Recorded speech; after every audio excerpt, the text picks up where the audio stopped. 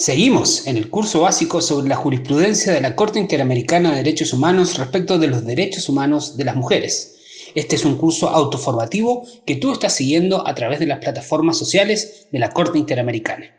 En el módulo 2 de este curso nos introducimos en la temática de discriminación contra las mujeres. Las mujeres y las niñas son líderes, impulsoras de cambios, cuidadoras y encargadas del mantenimiento de la paz. Pero aunque tienen una función empoderada en nuestras sociedades, las mujeres y las niñas siguen teniendo que luchar por sus derechos. ¿Cuánto hemos avanzado y cuánto trabajo queda por hacer? ¿Cómo puedes impulsar esta lucha por la igualdad de derechos? La lucha de las mujeres por la igualdad de derechos comenzó hace siglos.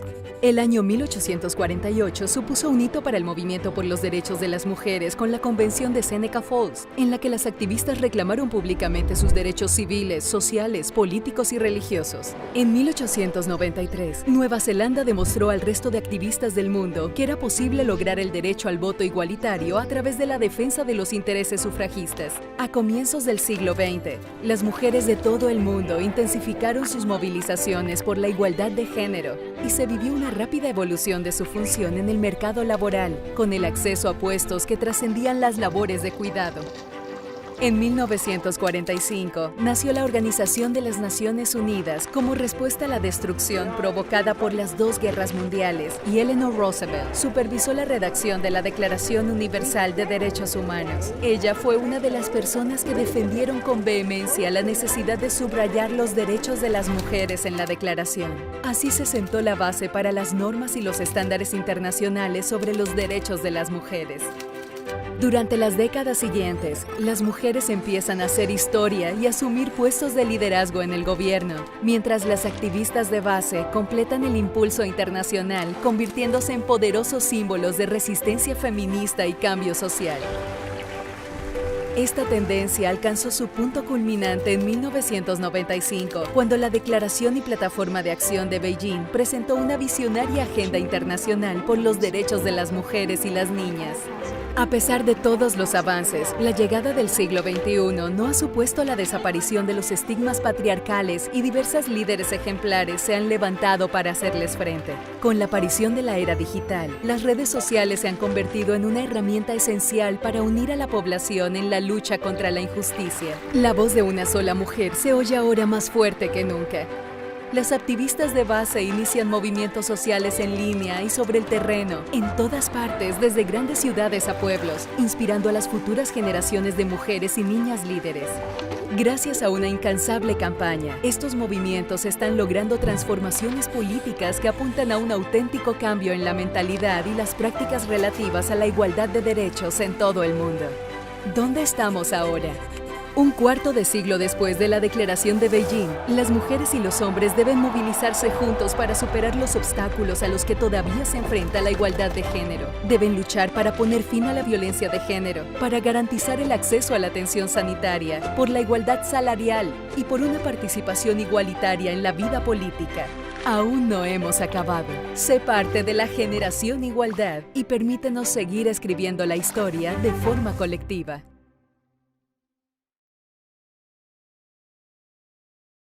Muy buenas tardes. El día de hoy continuamos con el curso básico sobre la jurisprudencia de la Corte Interamericana de Derechos Humanos respecto a los derechos de las mujeres.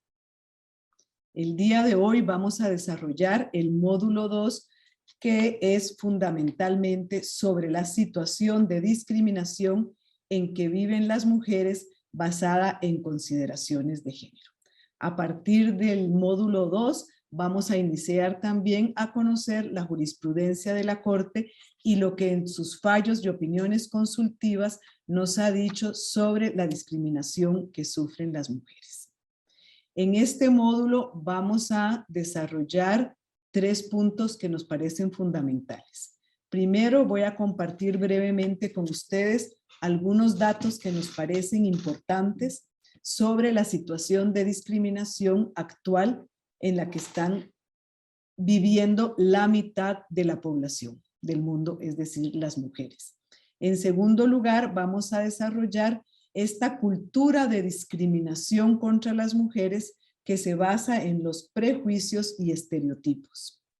Y luego vamos a desarrollar los factores estructurales de la discriminación.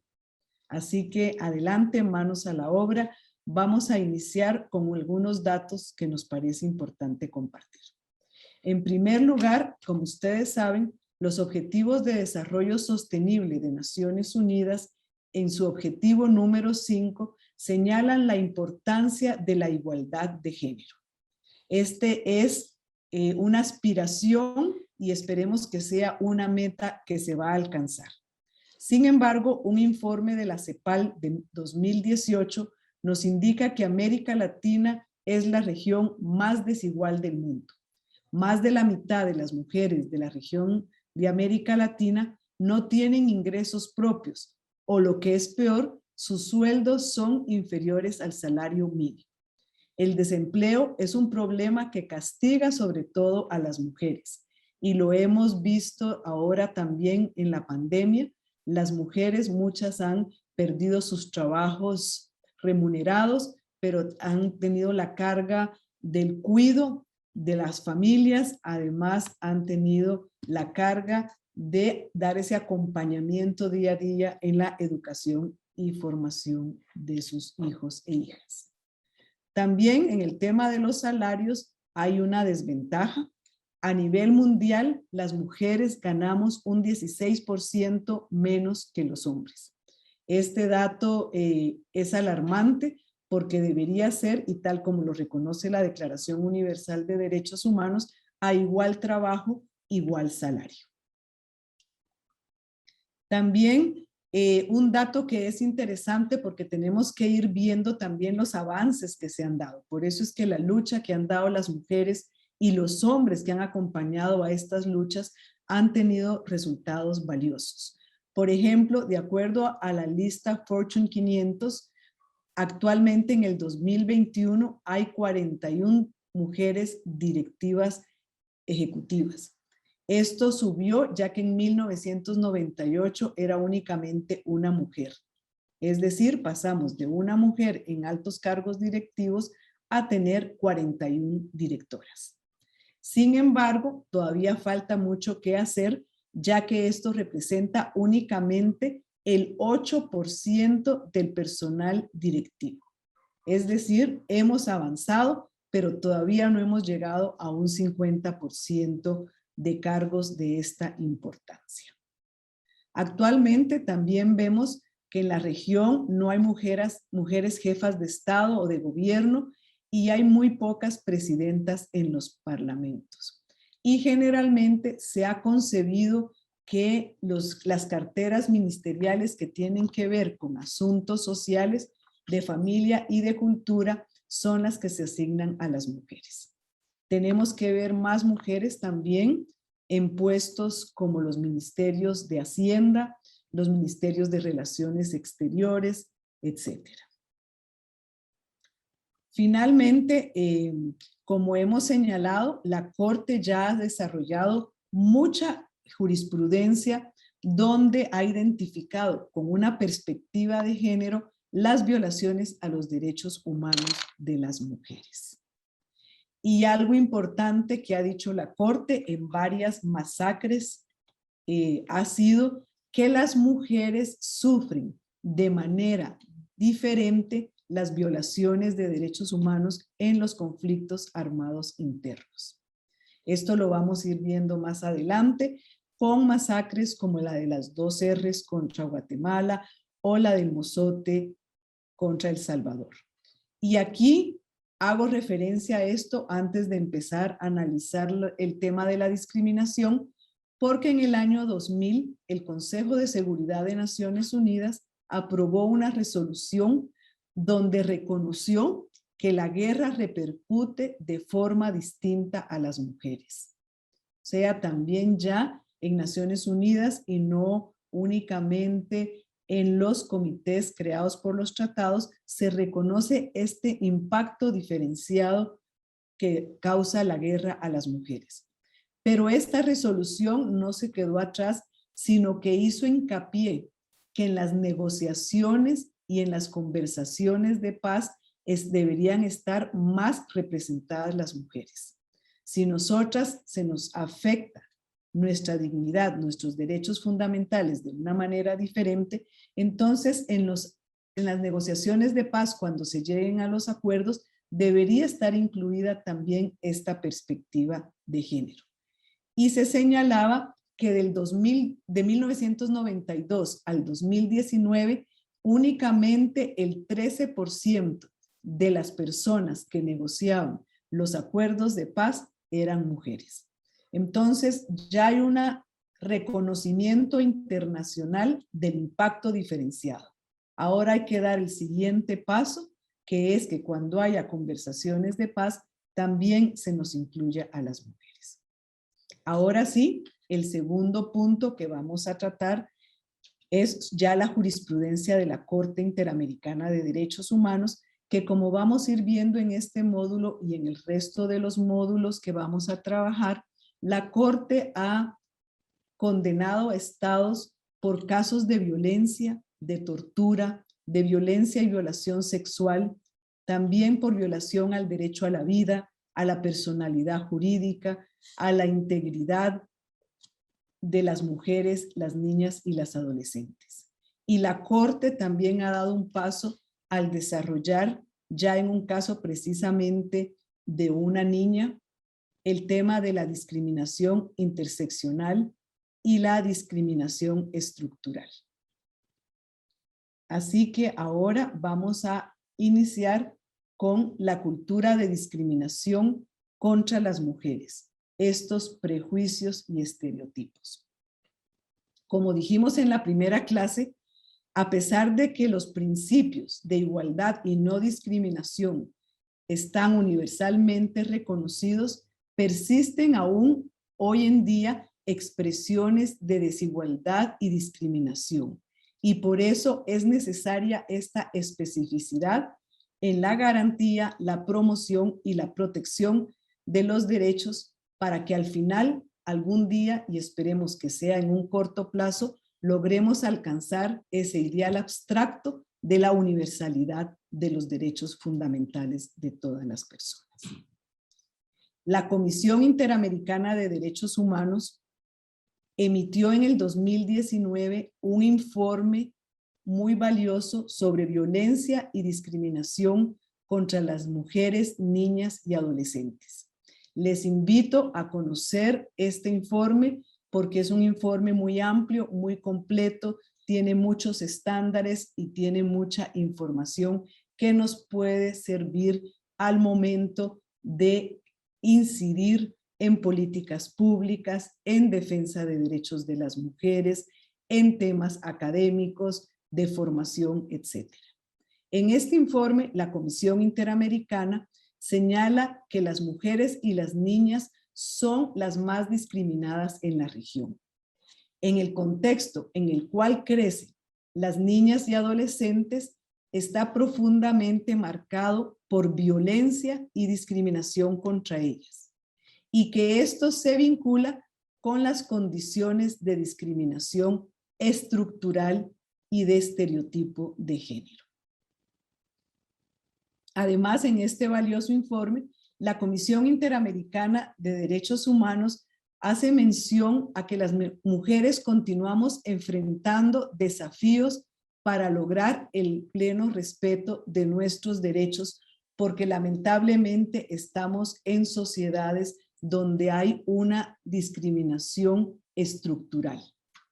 En particular, la Comisión identificó que en América Latina hay altas tasas de homicidios por razón de género, desapariciones, acoso y violencia sexual. Y lo que es lamentable también es que hay serios obstáculos que les impiden a las mujeres, niñas y adolescentes poder acceder a la justicia y buscar reparación y protección integral contra las violaciones a sus derechos fundamentales. Estos obstáculos no son obstáculos normativos, porque como hemos visto, hay una igualdad formal entre hombres y mujeres. Lo que no hay es una igualdad sustantiva. Entonces, pueden reconocerse nuestros derechos, sin embargo, se siguen violando y las mujeres tienen mayor dificultad de poder acceder a la justicia. También, lamentablemente, en el tema de los derechos económicos, sociales y culturales, se señala que hay una barrera para obtener el debido acceso a la educación, a la información, a la salud sexual y reproductiva de una manera imparcial, oportuna y culturalmente adecuada. Otro tema también dentro de los derechos económicos, sociales y culturales es la falta de un acceso en igualdad de oportunidades de trabajo. Como hemos dicho, la igualdad no es que todas las personas somos robots, somos iguales. No, pero tenemos que tener el derecho a acceder a todos los derechos humanos, especialmente en el caso de los derechos económicos, sociales y culturales, en igual condición que los hombres. Además, también como conversamos en el módulo número 1, las mujeres somos diferentes y esa diferencia es una riqueza. Y lamentablemente hay una superposición de distintas capas de discriminación. Por ejemplo, una mujer indígena, migrante con discapacidad, sufre una mayor discriminación que una mujer que puede tener acceso a estudios de posgrado universitarios. Entonces, esto también tenemos que tenerlo claro para no hacer reglas tan generales que invisibilizamos situaciones específicas de mujeres que sufren una mayor discriminación por la situación de vulnerabilidad en que viven.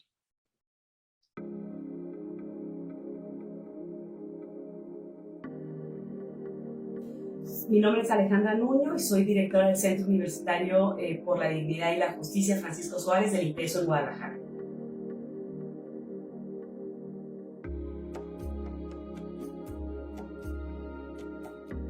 A mí me parece que al igual que otros temas, la Corte Interamericana de Derechos Humanos, uno de los aspectos que a mí siempre me gusta resaltar es que la Corte escucha a las víctimas, por un lado, y por otro lado, la Corte, como lo ha dicho de manera reiterada, entiende que su jurisprudencia y que el derecho internacional de los derechos humanos evoluciona.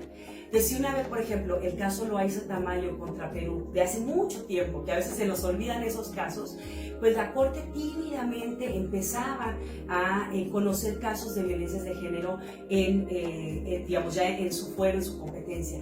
Pero después empezaron a llegar otros casos que fueron fundamentales.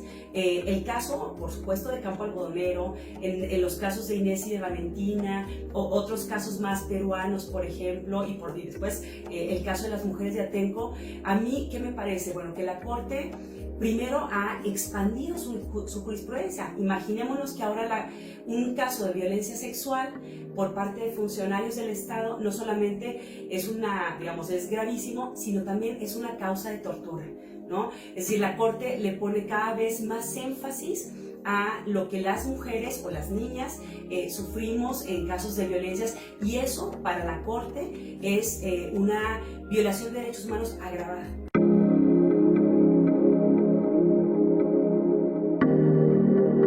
La cultura de discriminación hacia las mujeres es importante tener en cuenta cómo la Convención sobre Eliminación de todas las formas de discriminación contra la mujer, CEDAW, por sus siglas en inglés, define qué debemos entender por discriminación contra la mujer. En este tratado se señala que es toda distinción, exclusión o restricción basada en el sexo, que tenga por objeto o por resultado menoscabar o anular el reconocimiento, goce, ejercicio y disfrute de los derechos humanos fundamentales de todas las personas. Entonces, como vemos en esta definición, tiene que haber esa intencionalidad, o que por el mero hecho de la discriminación se dé por resultado esas situaciones. También reconoce que esta discriminación no solo es en la esfera laboral, sino también en la esfera política, social, cultural y civil, y lo deja abierto en cualquier otra esfera. El caso que voy a hacer mención ahora, conocido como el caso González y otras, o Campo Algodonero contra México, se dio en el año 2001, cuando 3 muchachas, Laura, Claudia y Esmeralda, vivían en Ciudad Juárez y desaparecieron. Las familiares habían presentado denuncias, no hubo investigación y a los días ellas aparecieron asesinadas y sus cuerpos presentaban signos de violencia sexual. Aquí fue interesante porque la Corte Interamericana de Derechos Humanos dijo y tomó en consideración también estos factores estructurales que se daban, porque la violencia de las mujeres en Ciudad Juárez había empezado en aumento desde 1993 y esto estaba influenciado por esa cultura de discriminación que había hacia las mujeres. Y el Estado estaba en la obligación de tomar medidas, de diseñar políticas y que los casos de violencia no cayeran en la impunidad. A pesar de eso, 8 años después sucedieron los crímenes contra estas 3 jóvenes. La Corte Interamericana de Derechos Humanos, en esta sentencia del Campo Algodonero, utilizó para interpretar la Convención de Belém de Pará y la Convención Interamericana de Derechos Humanos a lo que había dicho tanto la Convención CEDAW como el Comité CEDAW, porque no puede juzgar con base en estos tratados porque son tratados en el marco de Naciones Unidas, pero sí los puede utilizar para interpretar las normas interamericanas. Y entonces la Corte señaló y tomó en consideración lo que el Comité CEDAW había dicho sobre el tema de discriminación, la cual incluye la violencia en el sexo, es decir, la violencia dirigida contra la mujer, porque es mujer o que le afecta en forma desproporcionada. El Comité CEDAW también ha señalado que la violencia contra la mujer es una forma de discriminación que impide gravemente que goce de derechos y libertades en igualdad de condiciones que los hombres.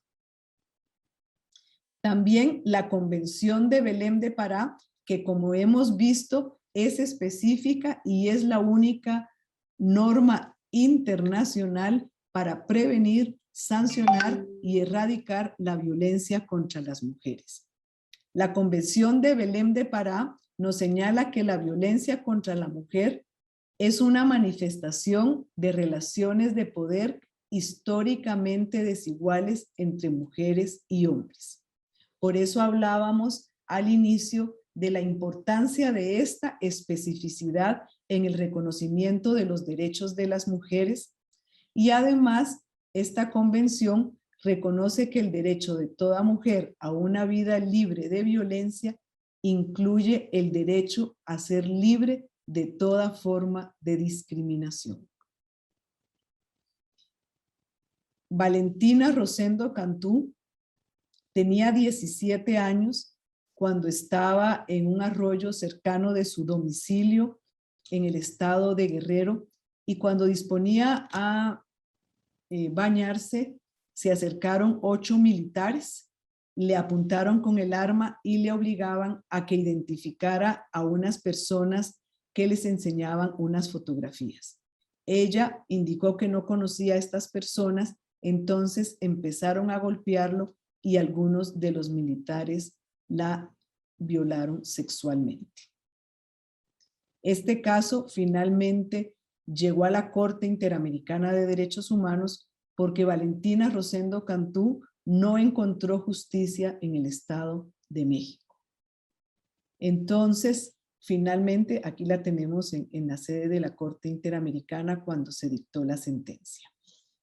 En este caso, la Corte Interamericana de Derechos Humanos tomó la Convención de Belém de Pará y señaló que la violencia contra la mujer no solo constituye una violación de los derechos humanos, sino que además es una ofensa a la dignidad humana, a la dignidad de Valentina y de todas las mujeres que han sido víctimas de violencia.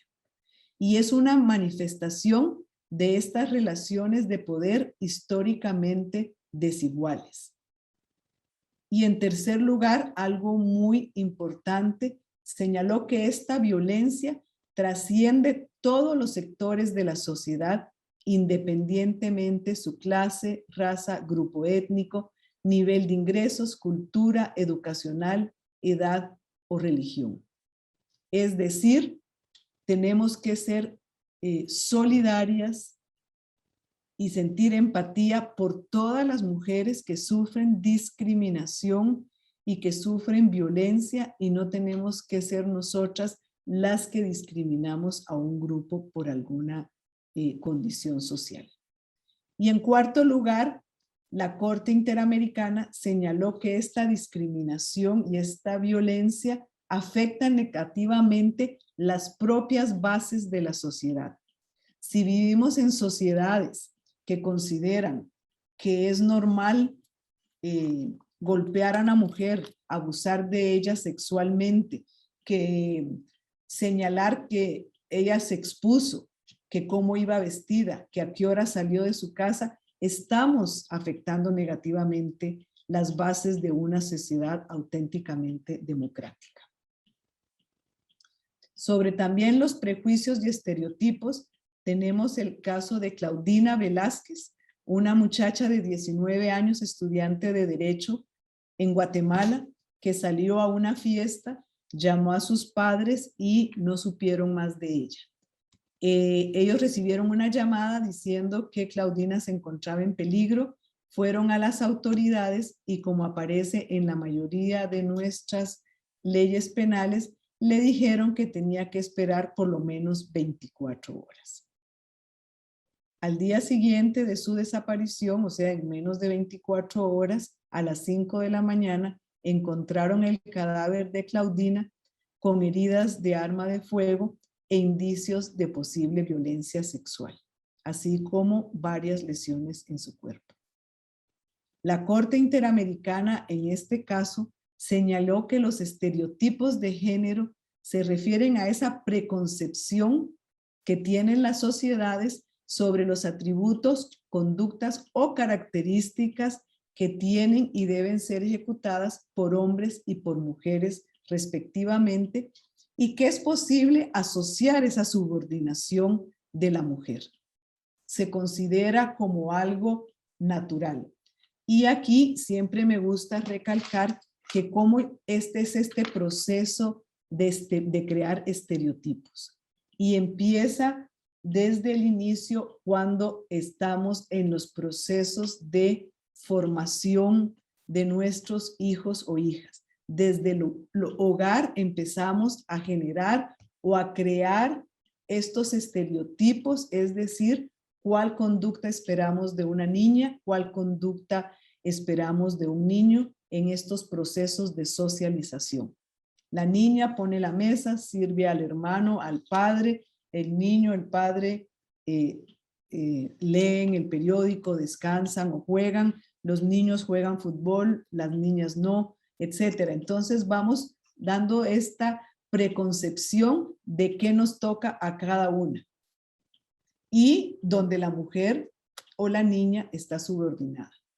Y estas repeticiones de estas concepciones nos crean estos estereotipos, donde vemos como normal que el hombre golpea a la mujer, que si hay que decidir quién de los hijos va a estudiar, que vaya el niño, no la niña, que no pueden ir a estudiar si están lejos de la comunidad, porque a la niña la pueden asaltar en el camino, en vez de buscar algunas alternativas para el pleno disfrute al acceso a la educación, que luego le va a permitir también el acceso a mejores trabajos. Entonces creamos estos estereotipos que nos forman prejuicios, o sea que son juicios previos donde no hay ninguna fundamentación. Entonces son los procesos de socialización donde vamos formándonos con estereotipos y lo que crea estos prejuicios, o sea, juicios previos. También en este caso, Velázquez contra Guatemala, la Corte Interamericana dijo que su creación y uso se convierte en una de las causas y consecuencias de la violencia de género contra la mujer. Estos estereotipos, lamentablemente, tenemos que analizar si nosotras también y nosotros estamos aportando para este erróneo construcción de estereotipos. Y también se agravan y se reflejan de manera implícita o explícita en políticas y en prácticas, especialmente en el razonamiento y el lenguaje de las autoridades estatales. Las autoridades muchas veces le señalan a los familiares de la víctima, de la persona que ha desaparecido: espérese un tiempo, tal vez se fue con el novio, espérese un tiempo, debe estar de fiesta, espérese un tiempo, usted no sabe si ella tiene un amante, en vez de hacer una investigación pronta y oportuna que puede salvar la vida y la integridad de muchas mujeres.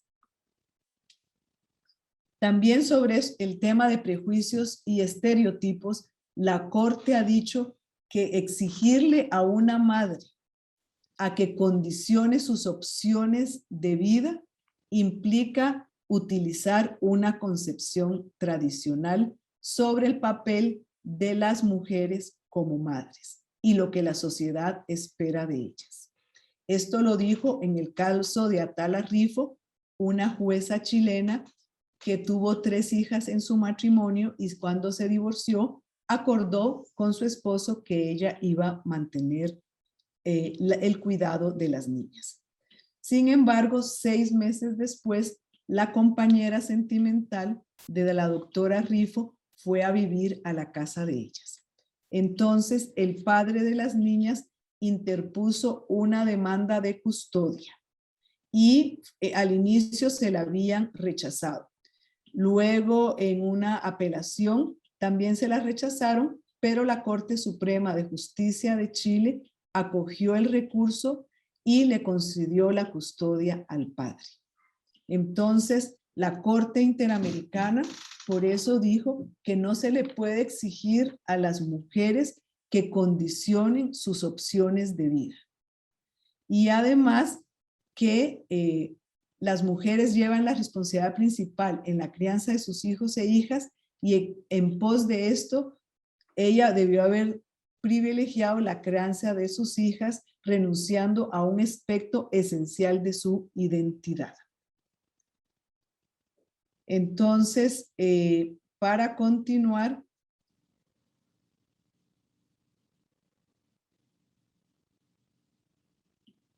sobre prejuicios y estereotipos, tenemos el caso de Ramírez Escobar contra Guatemala, que se refiere a las adopciones internacionales. A una familia le fueron quitados sus hijos, 2 menores de edad, de 11 y 7 años, y los argumentos de las autoridades fue por la posición económica de sus familiares, por los estereotipos de género sobre el papel que deberían jugar tanto el padre como la madre y por la orientación sexual de la abuela.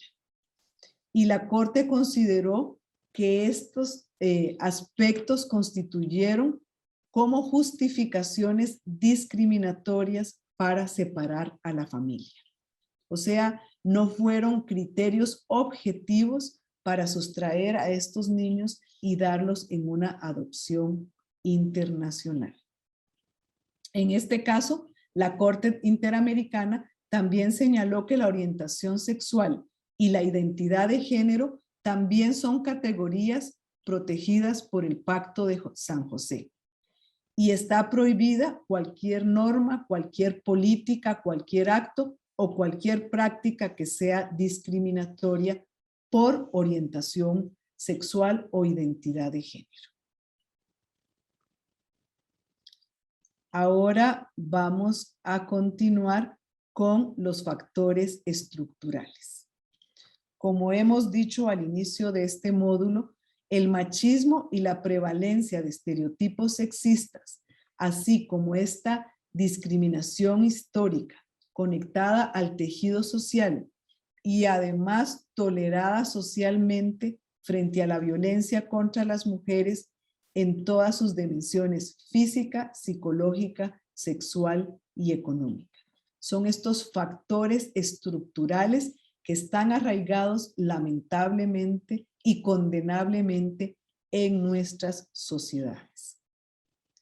En el caso Campo Algodonero, que ya hicimos mención, es importantísimo porque fue el primer caso donde se analizó la relevancia del contexto donde se desarrollaron los hechos, identificando la responsabilidad del Estado de México por estas causas estructurales de violencia de género y haber también en este caso la Corte ordenado medidas para garantizar la no repetición de las violaciones a derechos de las mujeres en Ciudad Juárez. La Corte señaló que los crímenes fueron perpetrados en el marco de una extremada cultura de discriminación contra la mujer, que la discriminación estructural había incidido tanto en los motivos y la modalidad de los crímenes, y también incidió en la respuesta casi nula que dieron las autoridades, y que la violencia extrema es la manifestación más sangrante de la discriminación estructural de género que persiste en México. La Corte en este caso también señaló que la discriminación contra las mujeres comprende, como bien lo dice la Convención CEDAW, toda diferencia de trato basada en sexo que intencionalmente o en la práctica coloca a las mujeres en una situación de desventajas y les impide reconocer y disfrutar sus derechos en esferas públicas como en esferas privadas. La estructura social discriminatoria que existe en muchas de nuestras sociedades ha permeado en el diseño e implementación de políticas públicas y en prácticas institucionales informales, los argumentos y en el lenguaje de la policía judicial. Por eso es que las mujeres cada vez más están buscando espacios de participación política, de participación institucional, académica, para poder incidir y romper estos factores estructurales en políticas públicas y también por medio de procesos de sensibilización, dar a comprender a los hombres que esta actitud de indiferencia, esta actitud de violencia y discriminación también les afecta a ellos, porque como bien dijo la Corte en el caso anterior, disminuye las bases de nuestras democracias.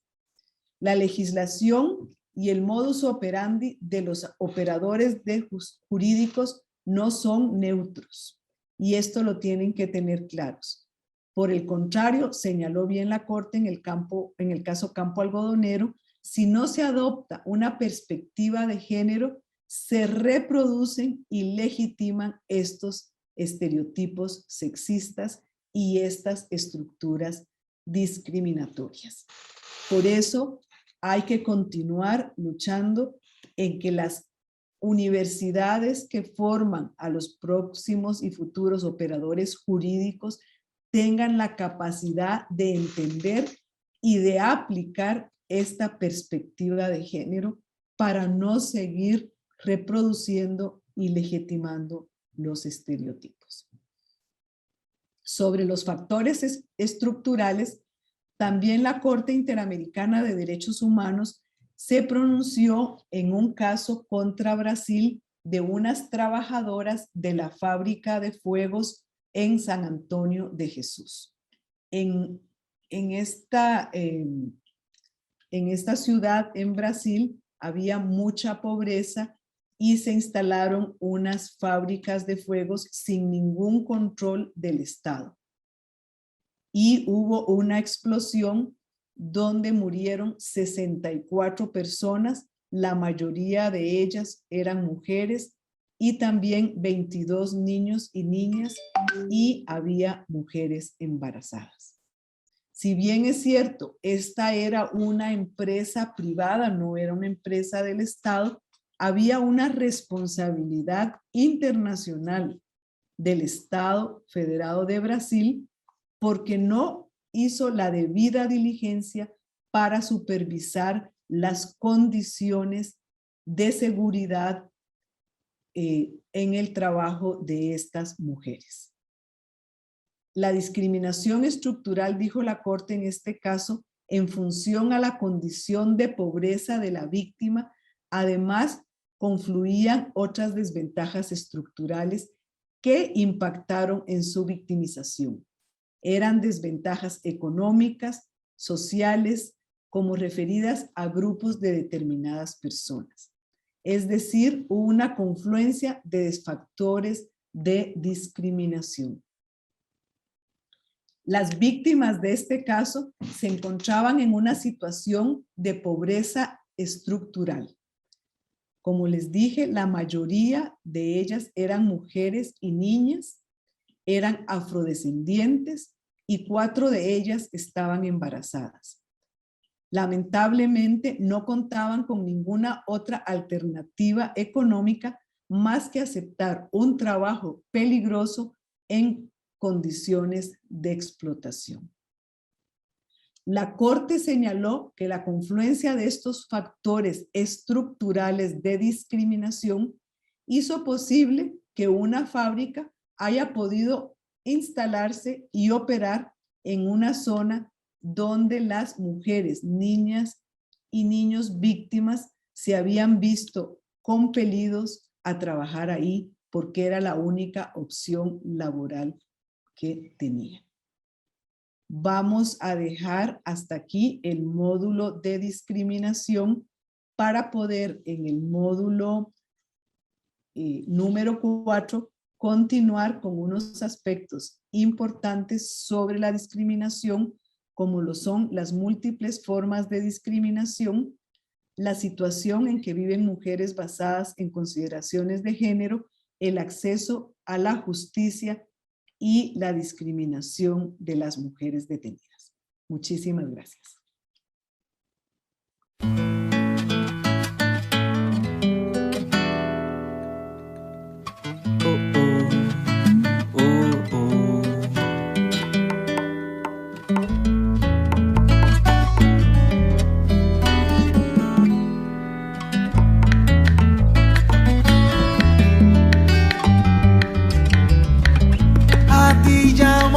Agua que brilla, origen primero de todo lo mío. A ti llamo, caudal de lo más claro, torrente de libertad, mandato sagrado. Nuestros centros alumbrarán la aurora, mientras una sola fuerza en tu nombre se levanta. A ti vengo, corazón de la montaña, claridad suprema nos hace uno. Aquí tienes al fuego que enciende tu tierra de manto sagrado. Aquí tienes al viento transforma, protege tu agua iluminada. Aquí tienes al fuego que enciende tu tierra de manto sagrado. Aquí tienes al viento transforma, protege tu agua iluminada.